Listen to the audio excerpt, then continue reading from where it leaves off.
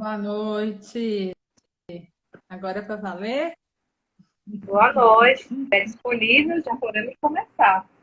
Faltam 3 minutinhos ainda para as 7, mas a gente pode começar a fazer as honras da casa. O que você acha? Tudo em ordem aí? Agora sim, agora tá tudo em ordem. Que bom! Boa. Minha gente, boa noite. Quem está aqui chegando para ficar com a gente, conversando um tiquinho essa horinha, nessa quarta-feira, 26 de maio, no Instagram do Coletivo Docentes pela Democracia. Sejam todos muito bem-vindos para esse bate-papo, essa troca. Eu me chamo Artemisia, estou falando diretamente de Recife, Pernambuco, mas leciono em Maragogi, Alagoas, no Instituto Federal de Alagoas, no campus de Maragogi. E agora eu vou deixar a nossa querida também do coletivo se apresentar. Boa noite, Ana Boa Clara. Muito noite. obrigada. Obrigada, pessoal, pela presença. Agora vai, Matheus. Boa noite, eu sou Ana Clara. Apesar de mineira, ter um sotaquezinho, eu dou aula em Niterói, apesar de que agora a gente está à distância. Eu dou aula, eu sou professora da rede do estado do Rio de Janeiro. Eu dou aula no Liceu Nilo Peçanha, que é uma escola pública estadual de Niterói, no Rio de Janeiro. E hoje a gente está aqui, né, Artemisa, a gente vai conversar um pouquinho sobre o ensino médio. Faz as honras da casa aí para nós. A gente acabou nem falando qual área que a gente leciona, né? Porque a educação para a gente é tão amplo, tão precioso, que a gente acaba não se focando tanto em disciplinas. A gente é fluida como um rio, vai entrando onde nos cabe, onde nos deixa, né, Ana Clara? Então, pessoal, minha formação é em turismo, né? E a gente está responsável por disciplinas do curso técnico em hospedagem no momento lá no IFAM Maragogi. E qual é a sua disciplina, Ana Clara? Eu sou socióloga, dou aula de sociologia no Liceu. Eu não posso Sociologia. nem dizer também esse fechadinho, porque eu acabo dando aula de história regional, legislação, recepção e reservas, meio ambiente, tudo que tem a ver com o ser humano que quer viajar, a gente acaba dando aula. Então, e o Isso. público, a gente está fazendo esse bate-bola porque a gente vai tratar de um tema comum ao universo, né? Nem só a educação, que é a pandemia. Mas a gente tem nossas particularidades, então fica mais fácil para vocês que estão nos acompanhando saber quais são as particularidades de cada um de nós. No meu caso, leciono meninos do ensino médio a partir dos 14 anos. Estou apta a dar aula do 14 até a eternidade, porque quem está no IF dá aula até doutorado, mas no momento eu estou com turma de adolescentes, de 14 a 18. E você, Ana, qual é o seu público? Eu estou dando aula no primeiro e no segundo ano. Então, no momento, eu não estou com jovens e adultos, então, estou dando aula no ensino regular. Então, geralmente, são adolescentes de 14, 15, 16 até 17, 18 anos, mas a maioria mesmo entre 14, 15 e 16 anos. E aí é interessante também que eu tenho vivido um pouco uma relação de dois lugares, porque apesar de servidora do estado do Rio, durante a pandemia eu voltei para Minas, né? Eu voltei aqui para a terra da minha família, então eu estou em Uberlândia. Então, como a gente está no ensino à distância, no home office, então eu tenho vivido um pouquinho das duas realidades, porque eu tenho contato um pouco, tudo na internet, né? À distância, com a realidade dos professores daqui da região, dos amigos, né? Convivo um pouco pelas redes sociais, né? Mas conheço a realidade de quem está vivendo aqui, né? Os professores aqui em Minas, como tem sido a realidade aqui, e também os meus colegas lá no estado do Rio, né? Continuo dando aula à distância, mas então assim acabo que interajo nesses dois ambientes. Então consigo dialogar, entender um pouquinho e acaba que as realidades também são muito parecidas, né? Todo mundo nesse contexto de pandemia e nessa situação que a gente vai falar um pouco também, né? Desses desafios das precariedades, das pressões políticas e tudo que a gente vai conversar um pouquinho mais. A gente tem Então, muito acabo em ficando comum, um pouco nesse trânsito. a gente tem isso em comum também, pessoal, nós duas. Nós somos pouco nômades, né? Porque eu sou potiguar do Rio Grande do Norte, Natal, Rio Grande do Norte, mas resido em Pernambuco e trabalho em Alagoas. Então, da mesma forma que a Ana Clara, eu tô lá com meu coração, todos os meus planejamentos de aula, tudo voltado remotamente para Alagoas, para a realidade não de Alagoas, capital Maceió, mas interior, que também é uma coisa em comum que eu tenho com a Ana Clara. A gente trabalha fora da capital, né? É uma outra cidade. A Maragogi não é tão grande quanto Niterói. Niterói, né? Isso, Ana Clara? Uhum. Que é região metropolitana, mas tem o viés do turismo de massa muito forte, é uma cidade muito conhecida. Quem nunca ouviu falar de Maragogi, pelo menos na propaganda da CVC, né? Com Então, certeza. então assim, a gente tem essa questão de estar com o coração lá, na realidade daquele nossos alunos, mas também vivendo as dificuldades de um outro estado, porque cada estado tem o seu calendário de vacinação, por exemplo, cada estado tem as suas prioridades. Então, aqui eu também faço parte de uma família de professores que também tem os seus próprios desafios, que é outra realidade, que é a educação infantil e é privado, né? Família também que está na educação. E ainda recebo notícias das pessoas, dos colegas que estão lecionando em Natal, no Rio Grande do Norte. E a gente se ajuda mutuamente. O ensino remoto tem essa questão da gente poder, de repente, fazer um curso, uma conversa como essa, aqui em Recife, Minas Gerais, e se ajudar. E sofrer juntos também, como a gente vai fazer um pouco hoje, né? E a gente tem essa realidade também em comum. Eu não sei como que é com a Ana Clara, eu sei que lá a gente atende, como é Instituto Federal, alunos de 12 municípios diferentes. De meninos que estão também no centro da sua cidade, mas também estão em sítios, em assentamentos rurais, em lugares muito recônditos, né? Tem até quilombos, comunidades quilombolas indígenas também nos municípios onde nós atuamos. Eu não sei se no caso da Ana Clara, se é só, os alunos são só de Niterói ou só também de outros municípios ao redor.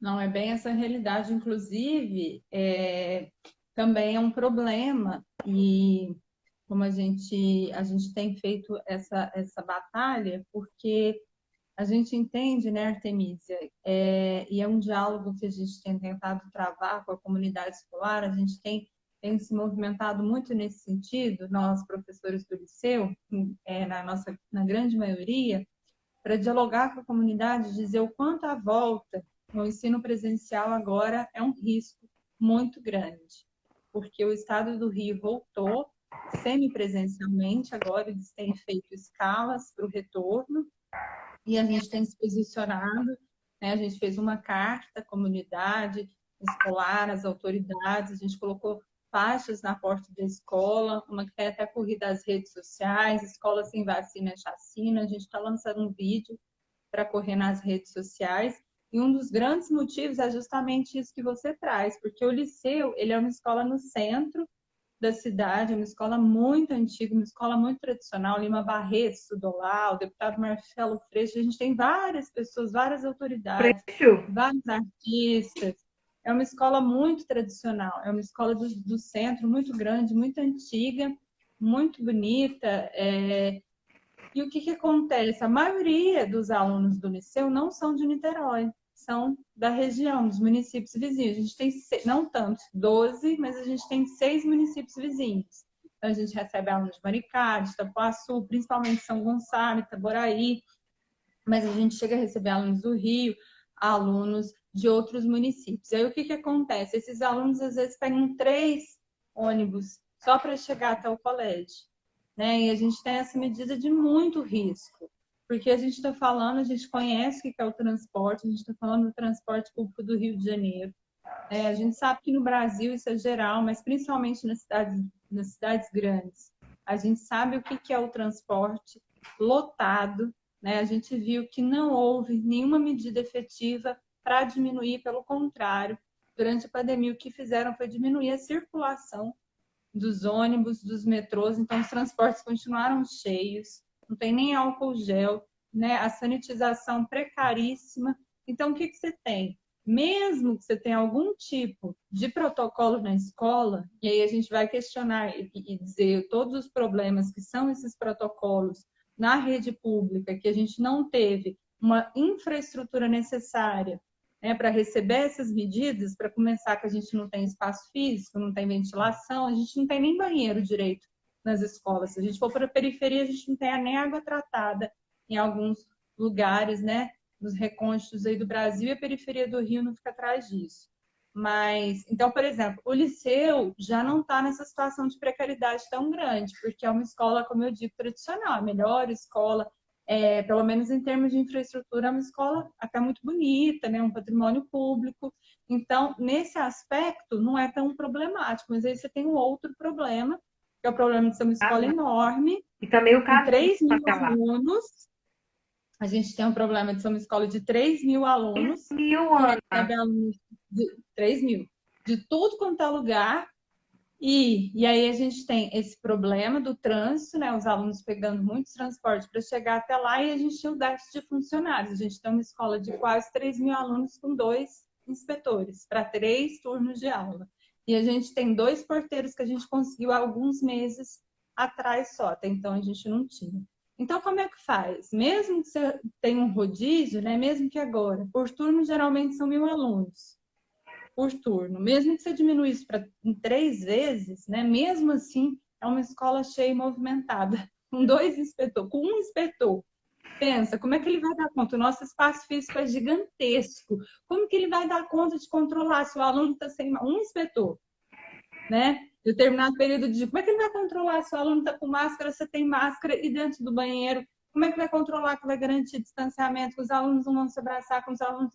Então, assim, é impossível fazer esse controle. A gente está falando aqui de ensino médio, né? Que é a nossa pauta, nem chegamos a falar de ensino infantil. Mas, assim, só para te devolver a palavra, mas tem muito a ver com essa questão, né? A gente está falando das bandeiras, né? Às vezes pode até funcionar para uma escola de bairro, mas você está falando de uma questão como a nossa, que pega municípios com diferentes bandeiras, como é que você controla isso? Não existe, né? Se tem um aluno que vem de uma cidade com a bandeira, sei lá, até que tá a bandeira amarela, mas o outro tá vindo da cidade com uma bandeira vermelha, uma bandeira roxa, e aí? Como é que você faz? Gente, essa é uma das aflições. No seu caso, como você está num grande centro, apesar de ser interiores, nós não temos, por exemplo, nesses 12 municípios que eu estou te falando, ônibus coletivo. Esse ônibus tem até as vans, né, que vão de município para município, mas que, meu Deus do céu, de 5 a 15 reais varia a passagem, seria impossível. Então, o que acontece? O Instituto Federal, ele tem parceria com as prefeituras desses municípios dos quais os alunos são provenientes, e eles oferecem ônibus. Não deveria ser obrigação deles, porque a instância, a nível de prefeitura, não tem obrigações em relação ao instituto que é federal, mas mesmo assim, em função da necessidade, há essa parceria.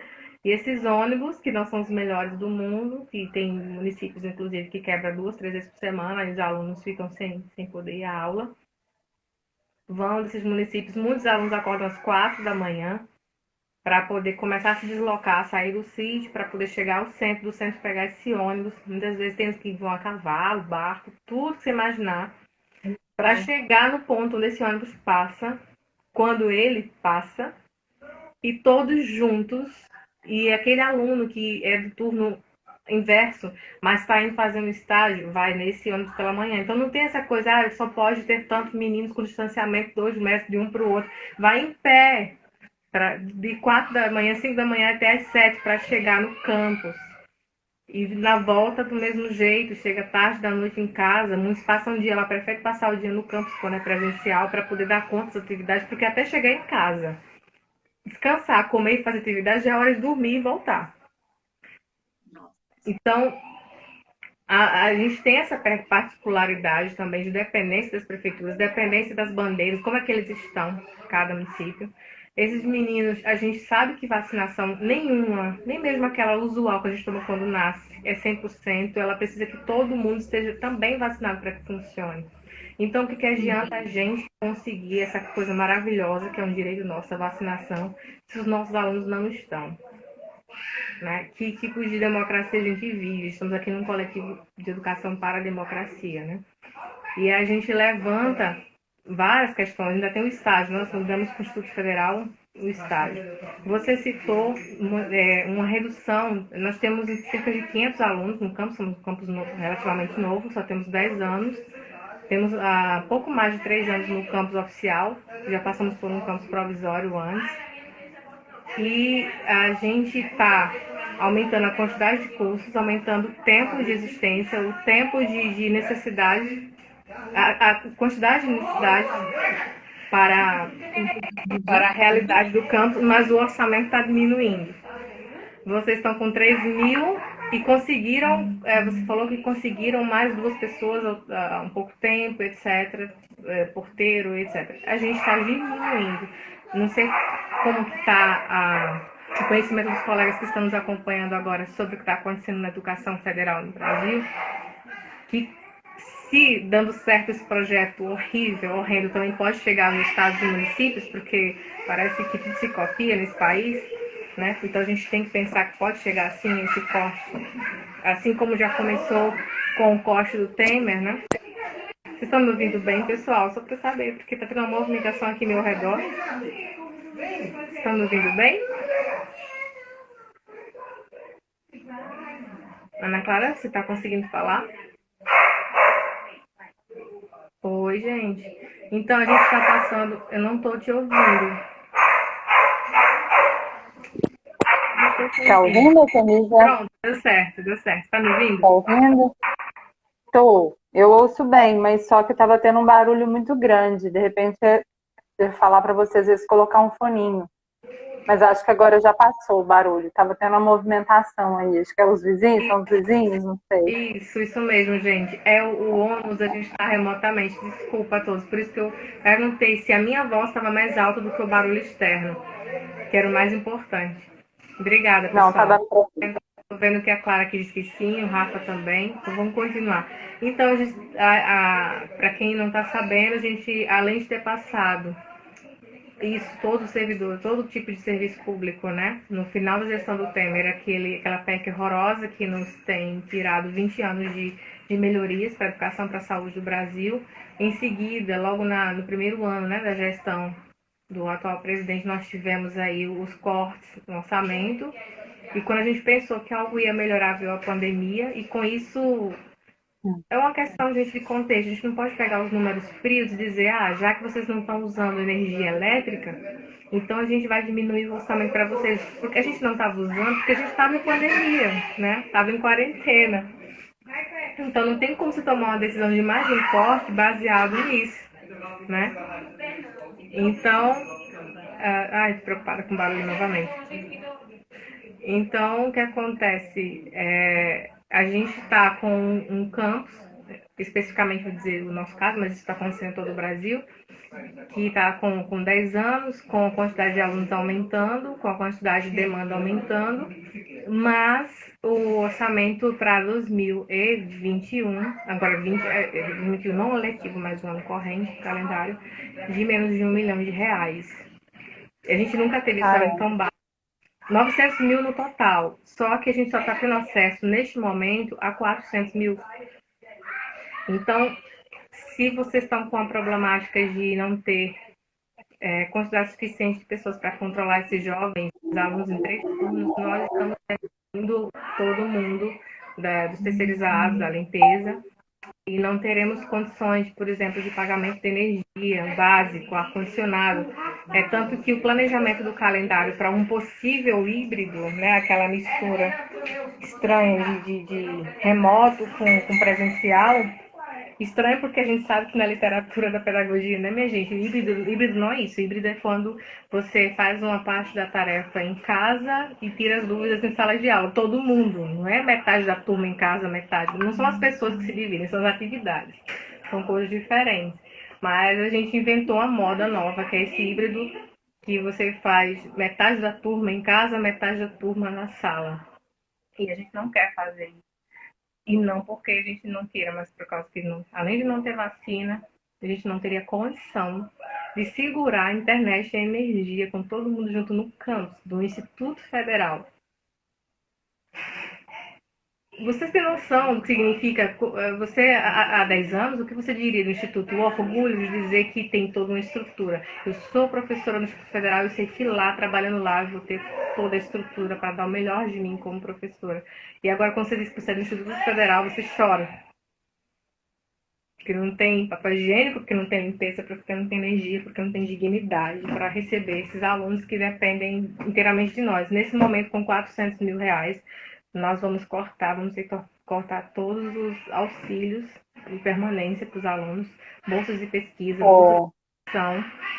E quando eu falo cortar, aí eu acho que você também pega, deixa para falar, para passar para ti, a gente está aqui compartilhando sofrimento, mas porque a gente quer que isso mude, a gente tem que lutar contra isso. A gente está aqui para clamar, né, que nesse coletivo por dignidade, por humanidade, mínimo. Quando a gente fala de auxílio permanente, a gente fala de aluno que pegou auxílio conectividade e não tinha o que comer, e ao invés de comprar o tablet, ele comprou comida. Então, Caramba. a pior parte é porque a burocracia é tão grande que enquanto ele não devolver esse dinheiro, ele não vai poder ter nenhum outro auxílio. Teve aluno que ao invés de comprar tablet, comprou celular, então, porque também foi contra a burocracia, vai ter mais um entrave, só que são minúcias que não atendem ao contexto da realidade social brasileira. O que você prefere, um tablet ou comida? Alunos que não tiveram contato comigo porque estão trabalhando por conta própria aos 16, 17 anos, 15 anos, no município principal onde fica o campus para poder estudar, porque os pais moram em outro município muito distante. Mas perderam o emprego por causa da pandemia e também ficaram sem internet. Aí muitos perguntavam, até pais, muitas vezes, que a gente não tem esse pensamento coletivo. A gente pensa muito no nosso filho. Ah, não, mas se fosse meu filho dava para voltar, dava para fazer pela internet. Por que eles não voltaram antes? Por que logo que fechou para a quarentena, por que o Instituto Federal não voltou antes? Aí tem que lembrá-los que além de a gente não ser uma escola que atende só um município, né, Ana Clara? A gente não tem condição, por exemplo, de mandar simplesmente atividade para casa de todo mundo, de bairro a bairro, como acontece em escolas municipais, pequenas, de bairro, porque a gente atende 12 municípios. Segundo, porque a gente é servidor público. Se um fica para trás, se tem um que não consegue acompanhar, a gente não pode ir para frente. Ninguém larga a mão de ninguém. Então, diferente de uma escola particular, que a pessoa fala assim, se você está pagando, então você pode comprar o celular, e se o outro não pode, dane-se, desculpa o termo, pessoal. E cada um vai atrás do seu. Numa escola pública, a gente não pode ter esse pensamento. A gente trabalha para o público, para o serviço de todos, para o país. Então, a gente não podia simplesmente começar a voltar enquanto aquele menino lá do finalzinho do sítio, onde não pega nem... O pior é que não chega na internet, não pega telefone. Aí o endereço, Ana Cláudia, você passa por isso, mas o endereço quando mandam, olha, fica na casa, perto da casa do Chico do açougue, dobrando a esquina, 3 casas depois, não sei do que, não tem número, não tem... Se meu Deus descobrir que meus alunos não têm endereço, senhor, eles não conseguem receber uma encomenda. É a realidade aqui também, quando é a realidade muito da comunidade, né? É isso. Para não receber encomenda, geralmente você recebe, né, no bar ou algum outro ponto de referência, né? Pois é. Então, assim, a gente, quando vai pontuar, falei, não dá para vocês cobrarem de toda a rede nacional, federal, que voltem, porque nós atendemos o Instituto Federal atende muitos municípios. Nós temos um programa chamado de interiorização, graças à expansão ocorrida a partir de 2008. Então, a gente não pode, por exemplo, contar com ônibus, onde o mesmo ônibus que mesmo lotado ainda tem lá na Ana Clara, para nós não tem. Eles não têm passagem, dinheiro para pagar. Amiga, tá com muito barulho. Será que você não consegue pegar um foninho? Acho que tira um pouco desse som externo. Enquanto eu coloco o fone, você fala, então. Daqui a pouco a gente responde aqui as perguntas dos colegas. Não, eu vou até ler que alguns fizeram alguns comentários. Eu tinha até anotado, alguém comentou sobre a questão que apareceu, né, no grupo de Zap, que rolou da escola cívico-militar no Rio. Pelo que eu vi, pessoal, né, que houve ali um acionamento da bandeira e eles falavam até da questão, o resto é o resto. Eu acho que é um pouco até do que a Artemisia falou, essa lógica da meritocracia, né, e um pouco que a Artemisia falou, dane-se os outros, né, o importa é vamos que vamos, que era um pouco também do que estava mostrando ali naquele movimento, ali naquela escola militar. E, pelo que eu vi, vai ser feito um processo investigativo. Eu não vi exatamente o que foi, mas, assim, não soou bem. E, pelo que eu vi, vai haver algum tipo de... Pelo menos foi encaminhado para que haja alguma medida em relação àquele colégio. Mas o problema é que essa é a lógica, né? Não só a lógica meritocrática, que muitas vezes é o que sustenta as escolas particulares, mas essa é a lógica do projeto das escolas RIF e das escolas militares, que eles têm uma lógica meritocrática e que justamente é a lógica desse projeto neoliberal que está no substrato das escolas, dessas escolas privadas, não todas, claro, mas muitas vezes que estão nesse projeto que foi adaptado. Agora eu esqueci o nome, mas um projeto que foi adaptado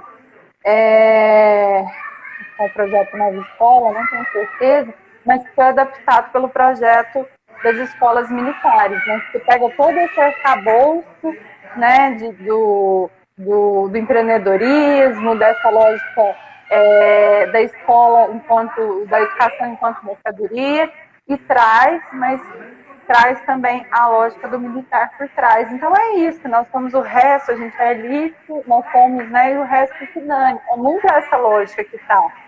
E a lógica da educação pública vai na contramão disso, que era o que a Artemisia estava falando. Então a gente não tem que pensar, a gente tem que pensar em todos. E é muito problemático o que o poder público faz agora, e pressionado principalmente pelo lobby dos colégios particulares. Né, tem um lobby muito poderoso das escolas, volto a dizer, não todas, mas existe esse lobby da educação privada que defende a educação enquanto mercadoria. É um lobby muito poderoso que está por trás e está pressionando em cada canto do Brasil para o retorno presencial às aulas sem vacina, e esse retorno sem vacina é chacina. A gente sabe que as nossas escolas não têm condição nenhuma de que haja um retorno presencial responsável e seguro. A gente pode até pensar que alguma escola privada possa oferecer esse retorno com segurança, a gente pode até pensar que talvez algumas ofereçam, mas até os seus funcionários, eles usam transporte público, então isso aí já é um problema. E outra, o que você falava, Artemisia, né, do deslocamento. Então é muito isso. Mesmo que a escola tenha uma garantia de cumprimento de protocolo, como que a gente garante que na porta não vai haver aglomeração? Que nos arredores não vai haver aglomeração? Você estava falando dos seus alunos que acordam para ir para o ponto, que se aglomeram, eles pegam o mesmo transporte algumas vezes, né? Ali eles já estão. E como é que você não vai, né? Tudo bem que no nosso caso são alunos um pouquinho mais, né, não são crianças, mas são adolescentes que estão com saudade, que estão sofrendo muito nesse momento, que estão padecendo, que estão adoecendo, tendo adoecimento mental, inclusive. Né? Então, tá todo mundo precisando desse contato, e se para a gente é difícil, dirá para eles. Né? Então, eles querem, né? E tem essa necessidade, às vezes, de se encontrar, de se abraçar, às vezes esquecem, ou às vezes já não estão aguentando mais. E aí, como que a gente controla isso? Dá para controlar? Né? E aí, como evitar que os adolescentes, no caso do ensino médio, na porta da escola, nos arredores, tirem a máscara, ou mesmo não tirem, mas se encostem, se abracem, namorem e acendam um cigarro e tal? Então, é muito problemático. E aí você tem um lobby, né, exercendo uma pressão muito grande nos congressos, né, no Congresso, no Parlamento, Brasil afora, para que haja esse retorno presencial. É claro que tem que haver o retorno presencial, é claro que a escola é fundamental, e a gente sabe disso, né? Nenhum professor vai dizer o contrário, a gente luta pela educação desde sempre, né? Não é um empresário que vai dizer para nós que a escola é fundamental, né? Não é esse político que votou a favor da PEC do teto dos gastos que vai vir dizer para nós que a escola é fundamental, né, Artemisia?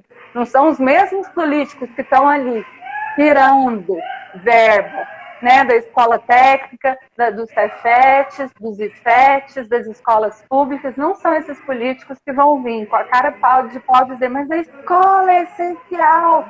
A escola é fundamental, mas ela, com a porta aberta agora, ela não vai garantir sobrevivência, pelo contrário. E aí o que acontece? A gente tem essa pressão muito grande desses lobistas da educação privada, exigindo que a gente volte. E por quê? Porque o poder público não deu garantias que o ensino remoto aconteça, né? Não deu conectividade. Olha só o que acontece. Às vezes, no caso dela, né, até tiveram lá o auxílio para comprar o tablet. Né? No estado do Rio não teve. Foi prometido, por exemplo, o secretário de Educação prometeu, depois ele foi até preso, virou uma confusão danada, mas assim, agora a gente está com o secretário, mas o antigo secretário prometeu que ia dar o pendrive com um pacote de dados para os professores e alunos ter conexão. Isso foi falado o tempo todo, que no início do ano isso ia ser garantido e ia resolver o problema. Isso foi cumprido? Não foi. A promessa dos tablets é uma promessa antiga, nunca foi para frente. E aí, ao invés de resolver esse problema, o que faz? Pressiona para voltar.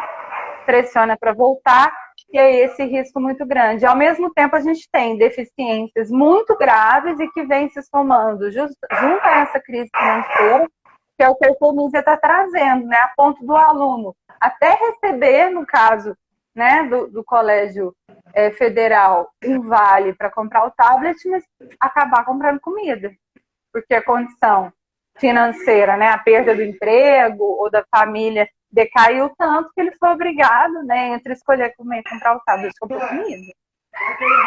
Eu estou imaginando a muito grande. A precarização do trabalho dos nossos colegas de escolas particulares, né?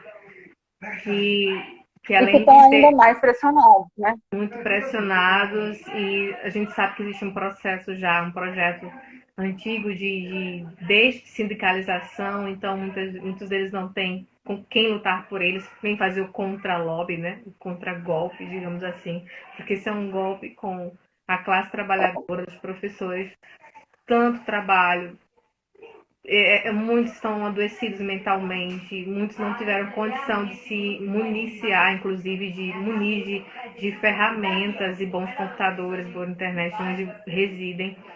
A gente está vendo aí no jornal o tempo todo professores indo de porta em porta, seja de público ou privado. Tem um caso na minha família, que a diretora vai até a casa do aluno, porque a escola é particular, mas é de periferia, aquele pequeno bairro.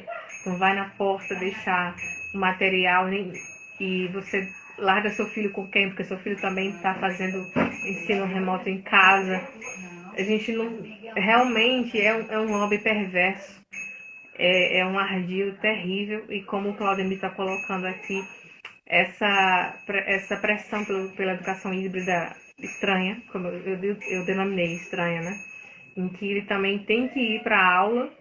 Tem alunos que vão, porque as assembleias legislativas, como ele colocou, e as câmaras municipais, né, estão aprovando o retorno das privadas antes também do que a nossa pública. Isso levando sempre em conta as grandes escolas católicas tradicionais, e não leva em conta as pequenas particularidades, aquelas pequenininhas de bairro também, mais uma vez. Que também não tem condição nenhuma, né? Não tem condição. Justamente, aí o professor também passa por todo o risco, vai para a aula, o filhinho também da periferia vai para a aula, só que ele também tem que dar conta na tela do celular ou do computador com o que ficou em casa. É essa sobrecarga, Claudemir, totalmente estranha, de dar conta dos dois modos, né? Ao vivo e à distância. E para aqueles que estão tentando entrar nessa proposta que o IF está tentando fazer, pelo menos em Maragogi, porque nós somos essa autonomia, né? Cada estado, cada campus tem sua autonomia, apesar de sermos uma rede, de pelo menos continuar a distância e levar os meninos aos poucos para a aula, o que a gente não quer por causa da ausência de vacina, o ônibus e tudo mais. A gente nem sabe se as prefeituras vão topar gastar com gasolina para levar alguns em vez de todos. Para eles não vai ser uma boa jogada com esses cortes todos, com essa crise financeira, porque que a prefeitura vai pagar um ônibus para que nem todos estejam indo à aula. Então, assim, mexe com muita coisa. São muitas, muitas particularidades. E no caso da educação profissional e tecnológica no país, nós temos ainda uma discussão por trás que está se aproveitando da pandemia para se reafirmar, para quebrar a perspectiva de uma educação integrada, omnilateral, que é diferente de integral, né? Porque existe uma discussão, uma história antiga, a gente sabe de que a elite vai para as faculdades, a elite sempre teve a educação clássica do grego, do latim, e tinha acesso às melhores escolas, inclusive o Liceu foi berço de muita gente da elite, né? Assim como a escola que eu estudei em Natal, que tem história de muitos governadores, pessoas, figuras públicas que estudaram lá. Mas A formação humanista, né? naquele tempo em que o ensino médio era para rico. Era público, mas era para rico.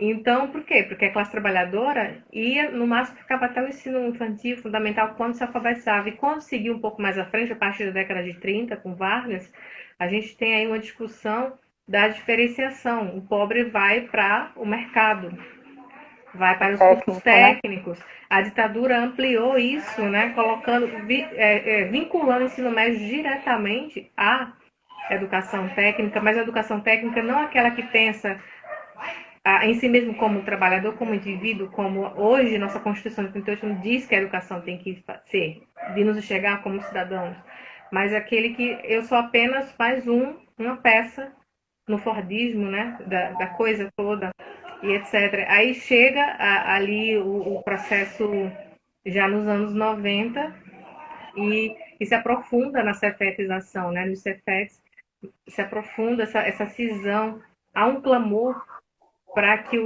o trabalhador possa ter acesso a uma educação igual, melhor, que ele possa optar se ele quer ou não ficar naquela condição de subalternidade. Ele tem que ter o direito de escolher.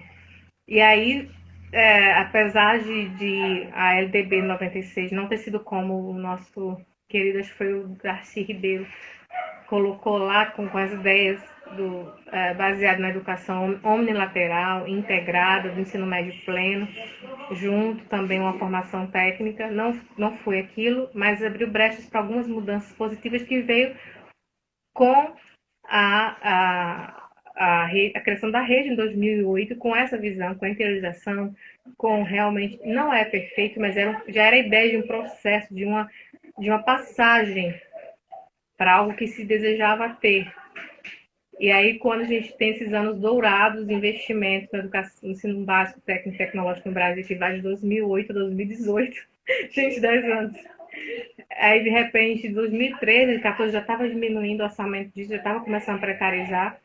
E agora, como a gente não se rendeu ao novo ensino médio, a reforma do ensino médio, a gente não se rendeu, a rede federal não quis aceitar, então vamos quebrar as pernas de outro jeito, né, da rede. Então vamos cortar aqui.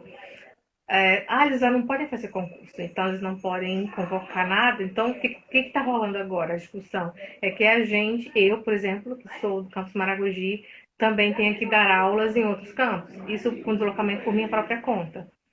E claro, né, porque eles acham que eu posso, porque eles só contam a carga horária de ensino, eles não levam em conta a pesquisa, extensão nem as coordenações.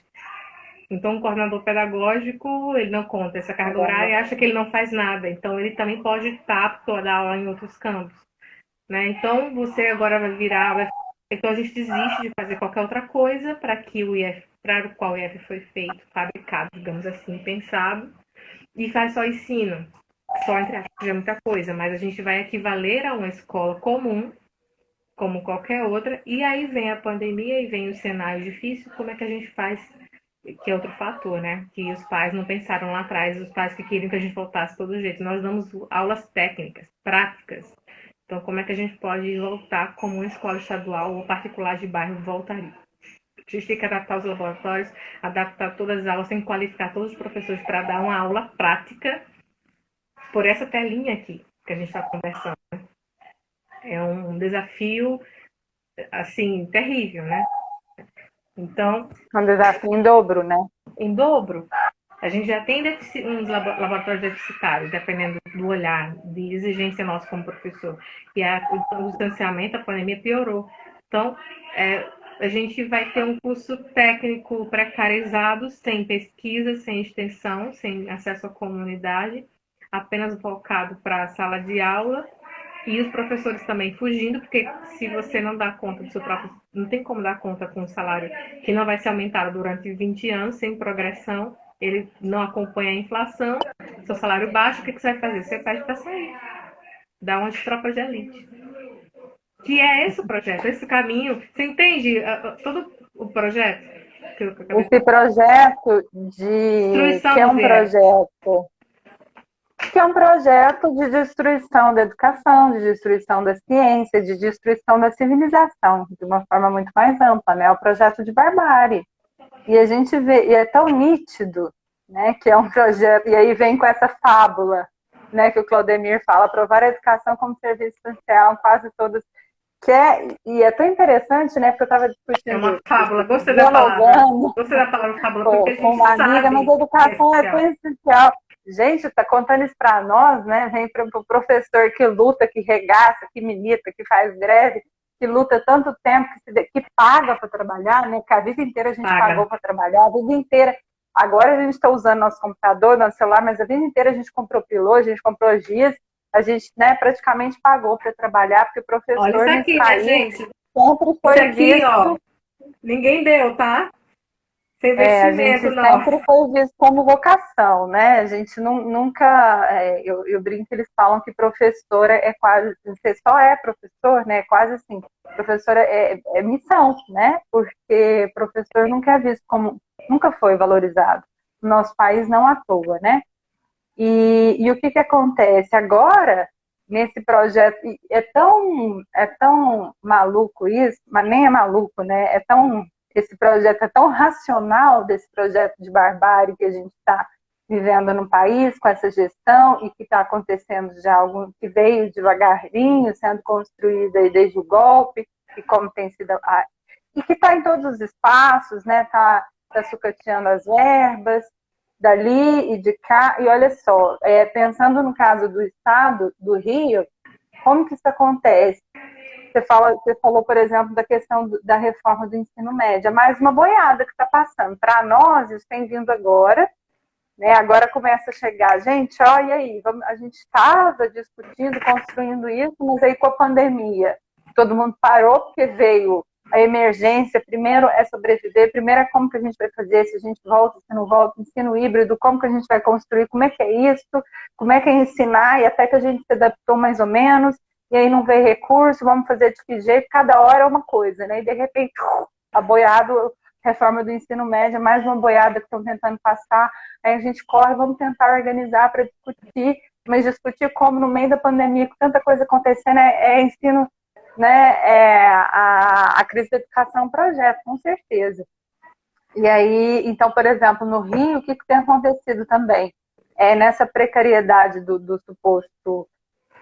nem é ensino híbrido, né, mas quiseram o ensino remoto pode dar certo nesse contexto, desde que feito de forma séria, né, desde que feito com esse auxílio. No nosso caso, claro que no caso de vocês, que é esse projeto de ensino técnico, é mais complicado, eu entendo, né, mas depois desse ano, né, com o que a gente teve para se organizar, para se preparar, mas a gente precisa ter, né, a gente precisa que o Estado arque, né, que conceda conexão para os alunos, para nós professores, né, que a gente tem aparato técnico, a gente precisa parar de pagar para trabalhar, né? Mas o que acontece? O Estado do Rio, por exemplo, ele fez vários materiais, né, impressos, chamados orientações de ensino, para que os alunos trabalhassem, para que os alunos estudassem em casa. Né, eu acompanhei os materiais de sociologia, por exemplo, a gente se recusou da nossa escola, falou, não dá para usar isso. Né, os materiais, o próprio material nega ciência. Então, assim, várias denúncias de material homofóbico, então assim, material de... Claro, então, olha como que é mais embaixo. O próprio material de sociologia, nas orientações, ele critica. Então, assim, material de história, material com revisionismo científico, com negacionismo científico, né, com não erros só, tem erro de português, assim, houve uma denúncia. A coisa é muito complicada, mas não só erros, mas assim, posicionamentos políticos, ideológicos claro da não ciência, né? E como é que eu vou dar aula de sociologia, que é uma ciência, se o posicionamento anticientífico já está lá, no próprio objetivo do material? Então, esse é um projeto, né? A orientação do currículo, material, né? Eu posso abrir aqui e ler para vocês, se quiserem, só para dar, falando que na ditadura militar os direitos civis foram preservados, as liberdades civis foram preservadas, né? Coisas nesse nível, assim. E houveram absurdos, alguns vídeos que a própria Secretaria de Educação fez, a denúncia da mídia foi tão intensa que eles tiveram que tirar, né? Coisa muito absurda, de homofobia, de negação do racismo. Então, assim, tá muito difícil trabalhar nesse cenário, é muito difícil. E agora, essa questão que o Claudemir falava, né, da educação como essencial. O que é esse projeto de educação essencial? É um projeto que diz que o professor não pode fazer greve, simples assim. Né? Não é que a educação é essencial, não é isso. A educação sempre foi um direito básico da Constituição, isso está lá, né? Só que esses políticos e esses defensores que estão aí, para você ter noção, aqui em Uberlândia, estou acompanhando esse movimento também, né? Teve um diretor, na verdade, de uma grande escola particular daqui, que foi no púlpito na Câmara falar que a gente era vagabundo, os professores da rede pública estavam contra voltar, que a gente era vagabundo, que a gente estava ganhando dinheiro no bolso para não trabalhar. Quem não está trabalhando? A gente está trabalhando em dobro, né? A gente está penando. Denise estava rindo de mim, que eu estava custando entrar aqui, tendo dificuldade para entrar. Mas é isso, eu com essa dificuldade toda, eu estou toda na aula no Meet, eu estou na plataforma, a gente está se virando para dar conta, né? Trabalhando com os recursos que a gente tem, que a gente não tem, e é isso, né? E além disso, os filhos estão em casa, quem tem filhos, né? Os pais adoecidos estão em casa, os enfermos estão em casa, as pessoas estão adoecidas, as pessoas estão com medo de morrer, as pessoas estão adoecidas mentalmente, as pessoas estão em crise financeira. Então, várias situações muito graves, né? E apesar de tudo isso, o professor segue, né? E é o WhatsApp o tempo inteiro. Outro dia, no domingo, eu estava no WhatsApp conversando com meus alunos. E aí um deles falou, professora, vocês não querem trabalhar? Aí os próprios alunos, a professora está no domingo! Você está falando isso para ela? E os próprios alunos, não, gente, calma. Vamos dialogar na paz. Peraí, então, ele falou sério, perguntando por que você não estava querendo trabalhar, ao mesmo tempo que de forma metalinguística, ele estava falando com você no domingo, ele acha que isso não é trabalho. É porque também tem essa visão de que se você está só conversando, você não está dando uma aula, isso não é trabalho, né? Planejamento também não é trabalho, era um aluno que nunca tinha entrado. Era um aluno que nunca tinha entrado, ele nem sabia que eu estava lá.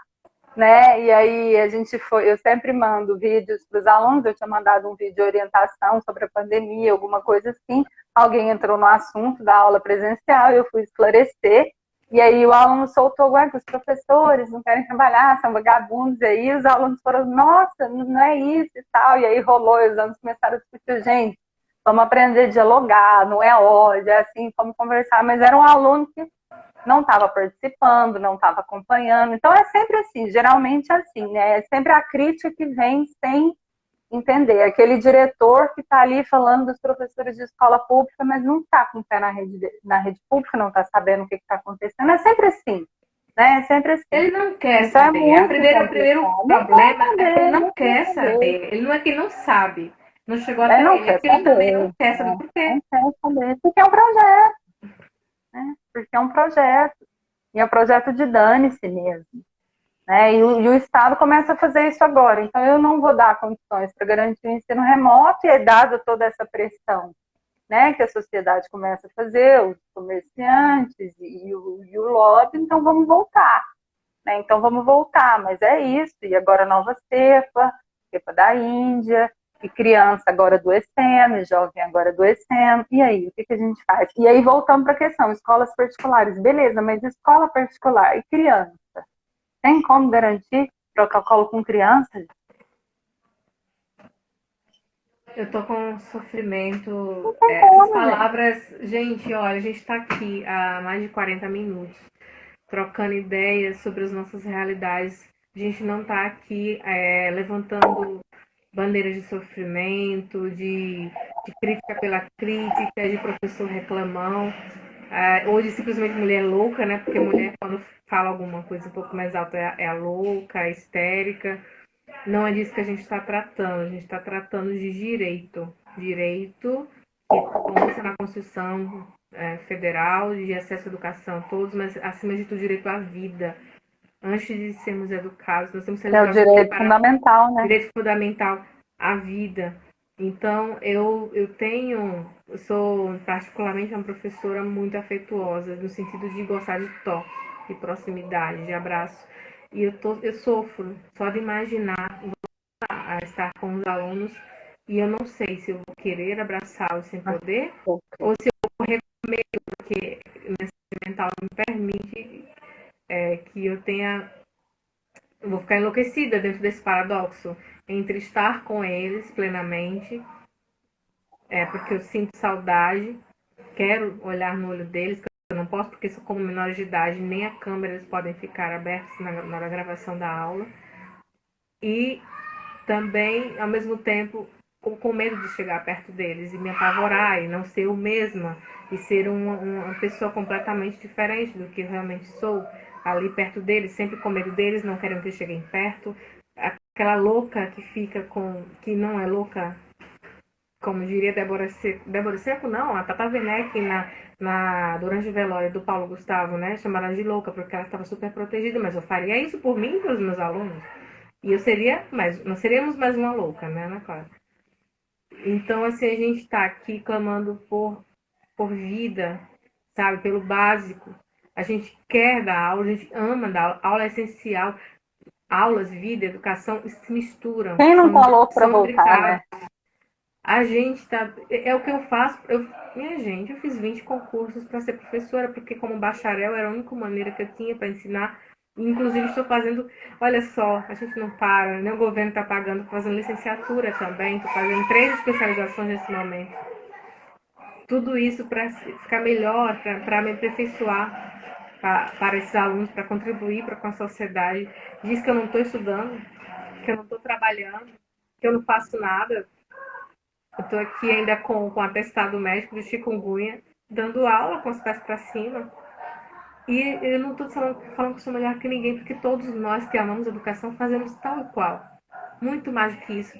E olha que eu não atravessei barcos como no Amazonas para entregar atividades para aluno. Não fiz tantas coisas que nos trouxeram lágrimas aos olhos com os nossos colegas enfermeiros também, que estão enfrentando para chegar até as pessoas com a vacina. A gente ama de paixão esses profissionais, que são como os professores os que mais sofrem, porque estão ali na base da classe trabalhadora pública, e que quando se corta salários, dizendo que o servidor ganha muito bem, ninguém pensa no salário péssimo de um enfermeiro, hoje um professor, hoje um secretário, hoje um monitor, hoje um supervisor. Acha que nós ganhamos tal e qual os grandes juízes, todo o judiciário, o legislativo, o executivo.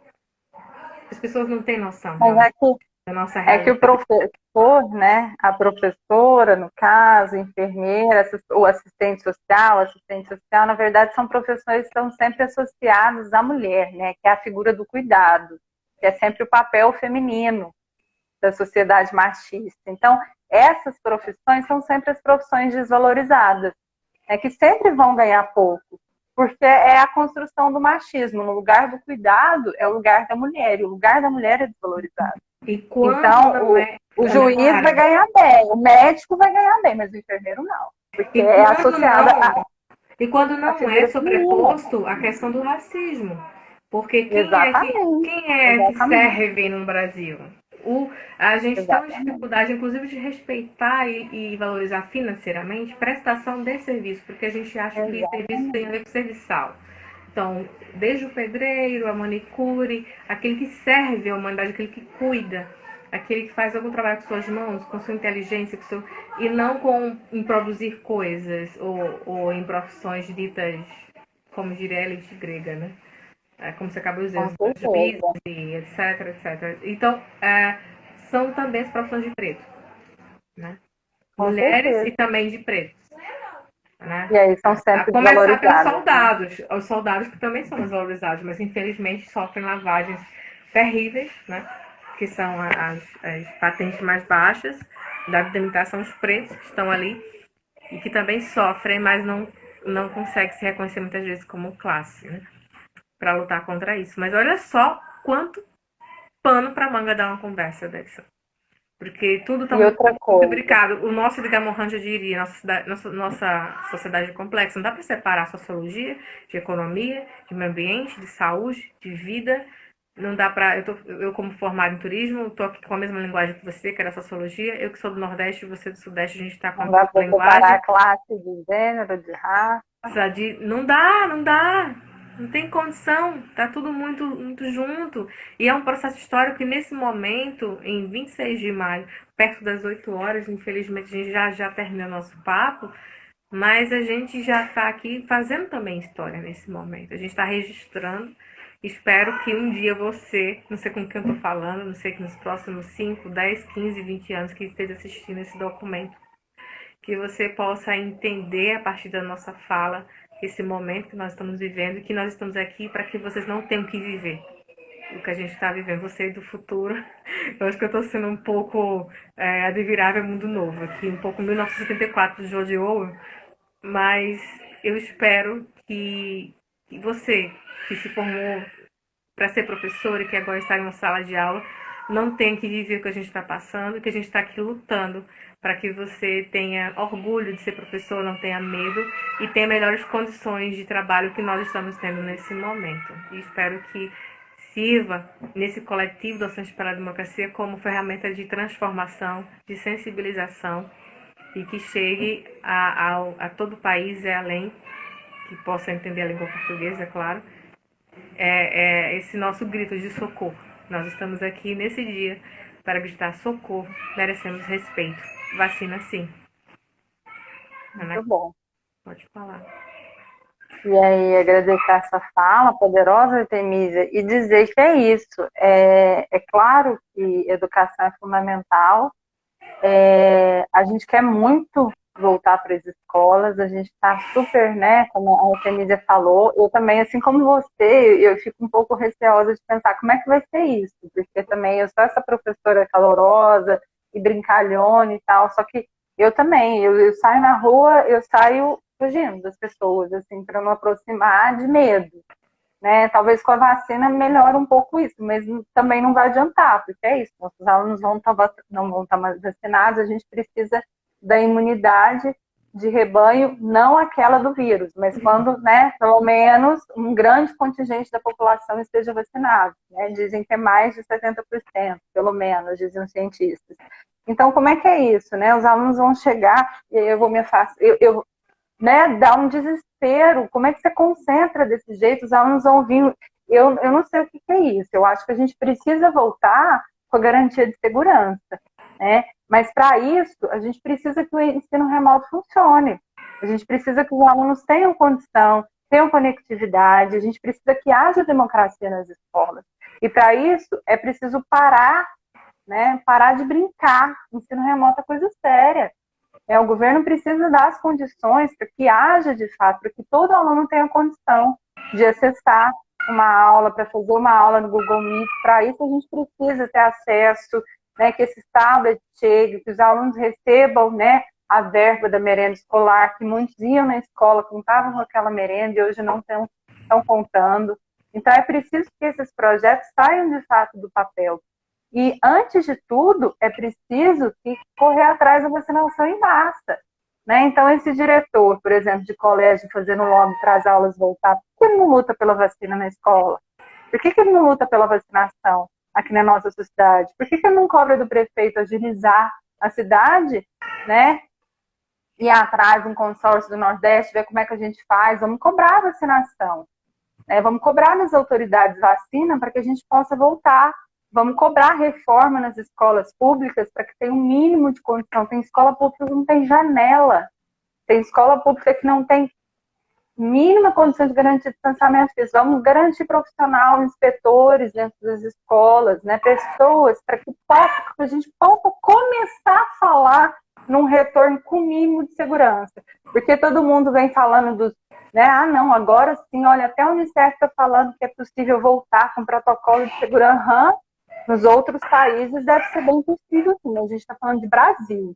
Os transportes são todos lotados, né? Que qualquer um que entra as escolas não tem a mínima condição de infraestrutura. E a Artemisa muito bem lembrou, né? A gente está falando de grandes colégios católicos, desses grandes colégios que têm uma infraestrutura muito boa, mas a maioria dos colégios privados, pequenininho de bairro, se não é igual a escola pública, bem parecido, tudo apertadinho, pequenininho, né? Então vamos falar da realidade. Os colégios têm condição de receber, de cumprir esses protocolos, né? Se o subsídio nem chegou nessas escolas, 1,2 trilhões que o Guedes recebeu e que ele mesmo falou, não vou repassar para o pequeno e o médio empreendedor, só repassou para os grandes, para os enormes. Então a gente precisa cobrar de quem deve ser cobrado. Não é pressionar o coitado professor, desculpa a palavra, que está fudido nesse momento, trabalhando triplo para dar conta do que tem que dar conta, voltar que está desesperado, porque como eu e a Artemisia não sabe nem como é que a gente vai fazer para atender aluno na hora que chegar perto da gente, porque a gente está com medo de morrer, sim. E nossos alunos, infelizmente, também deveriam estar, se é que não estão. Porque eles, além de poderem adoecer e morrer agora, eles ainda são vetores dos seus pais, dos seus familiares nas suas casas. Então é muito sério, é muito temerário o que está sendo feito conosco. Além de tudo, a gente é ainda chamado de vagabundo o tempo todo por esse projeto de sociedade, que é um projeto não só de deseducação do povo brasileiro, mas é um projeto de barbárie. Então a gente precisa lutar pela ciência, pela educação, que nesse momento é lutar pelas verbas, que nesse momento, antes de tudo, é lutar por vacinação para que a gente possa voltar sim. E só para a gente encerrar rapidinho, já falei muito, mas que eu acho que é muito importante é que isso, existe um discurso muito bonito, é verdadeiro quando fala, né, esses lobistas vêm e falam, nossa, tem que voltar, porque as crianças estão adoecendo sem escola, o processo está deficitário, o processo de ensino-aprendizagem, agora as crianças, né, a violência, precisa voltar, estão descobrindo que a escola é importante, né? Que bom, né, que estão descobrindo que escola é muito mais que conteúdo. Conteúdo tem no Google, tá vendo? Descobriram, escola é lugar de cidadania. Que bom que vocês estão descobrindo isso agora. Mas, isso é muito importante. Escola é lugar de democracia. Só que, antes de tudo, a gente precisa de estar vivo, tá? Morto, a gente não recupera isso, não. Morto não aprende, morto não faz nada. Então, a gente precisa estar vivo para tudo isso. Então, é prejudicial ficar com a escola fechada, todo mundo sofre, a gente vai ter que trabalhar muito a saúde mental dos nossos jovens e crianças, isso é seríssimo, a gente vai ter que trabalhar muito firme e seriamente antes disso. Mas cuidado com esses discursos que estão falando por aí, porque geralmente os mesmos que sobem para fazer esse discurso bonito são esses políticos e empresários que estão defendendo a privatização da educação, que não estão nem um pouco preocupados com a educação pública e que estão, assim como foi falado aqui, ó, aquele lema da escola lá do Rio de Janeiro, o resto é resto, importante somos nós. Então, esse é o projeto de educação que a gente quer para o Brasil, a gente já viu qual é o resultado, né? Está aí nosso caro governante dando exemplo para nós. Não é esse projeto que a gente quer, não. Então, pessoal, antes da gente voltar, a gente volta sim, mas é com segurança, tá? É com vacina, é com condição. Enquanto isso, a gente tem que fazer a educação funcionar. E aí a gente precisa do governo colaborar com a gente, né? A gente precisa do ensino remoto que funcione, que tenha condição. E aí acho que principalmente ter muita atenção, inclusive aí, com esse desabafo aí que a Artemisia falou, né? Que é o ensino técnico. Como dar conta desse ensino técnico, né? Nos rincões do Brasil, nesse tempo de pandemia. Acho que é importante esse desabafo e essa resistência. Encerramos então essa troca, esse registro, dizendo e lembrando e lutando contra a uberização dos trabalhadores. O que esses lobistas falam? Quando culpam o trabalhador e não a estrutura, quando ao invés de cobrar aqueles que nos devem a vacina, cobram do pequeno. Que, na verdade, o trabalho é meritocrático, cada um tem que fazer o seu, e que, quando não funciona, é culpa de nós. Como se nós não tivéssemos a ideia de não trabalho. Porque nós temos que ser empreendedores de nós mesmos. Inclusive, acho que vou pedir para o nosso queridíssimo presidente pagar um coach. para nós também, para a nossa saúde mental. Porque essa ideia de visão, ao invés de estrutura, a visão do indivíduo. Né? Nós temos que ser empreendedores, lutar, ter boa vontade, porque quando cada um trabalha, a nação cresce. Gente, contém muita ironia nessa fala, tá? A gente agradece a participação de vocês, todos que acompanharam, todos os colegas, vocês depois que vão vir aqui ver a gravação, curtir. A gente vai justamente encerrar agora para não perder a gravação. A gente agradece. Um abraço dos professores do Coletivo Docentes pela Democracia, aqui representados pela maravilhosa Ana Clara e por mim, Obrigada. Artemisia. Ela maravilhosa, Artemisia. Estava com saudade de você, Artemisia. Obrigada, viu? Prazer falar com você nessa noite. E vamos continuar. Toda semana tem encontro aqui com alguém do coletivo. Abraço a todos. Vamos à luta. Obrigada, Claudemir. Obrigada, pessoal que acompanhou. Vamos à luta.